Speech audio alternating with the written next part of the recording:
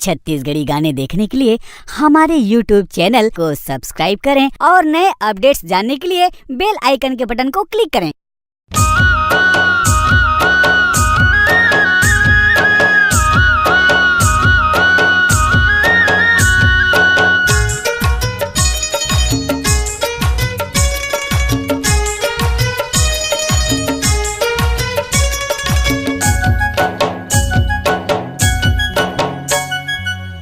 चले आबे वो टूरी चले आबे ना, चले आबे वो गोरी चले आबे ना।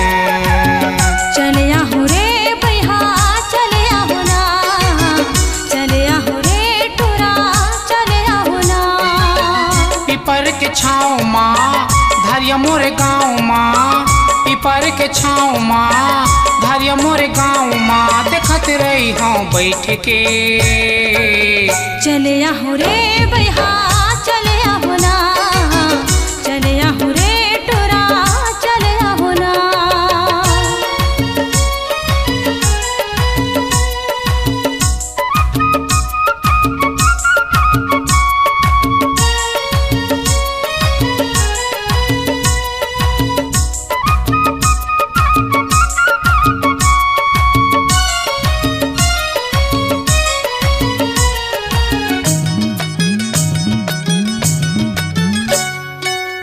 एक झने आबे वो कोनो लजन तलाबे, संगी सहेली कोनो लजन बलाबे।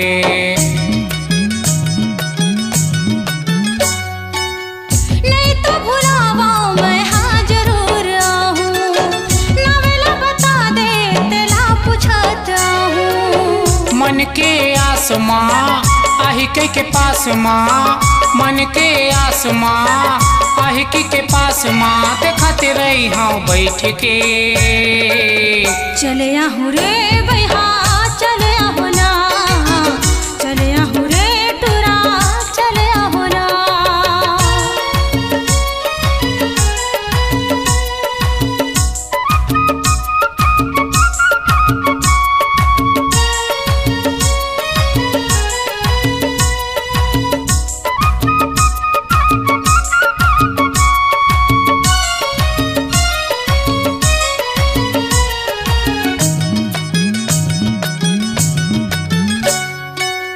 कुआं के तीर माओ मोर घर के है दुआरी, जात के में साबुआ मोर नाम है बिहारी।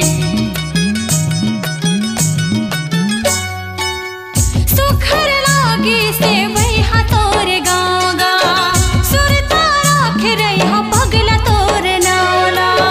दिन शनिवार के छुईदान बाजार में, दिन शनिवार के छुईदान बाजार में ले दे हूँ खिनुआ छाट के। कत का माया है कैसे बताओगा, जिंदगी लिखे बैहा मैं तोरे नागा। खाबो कमाबो दुनो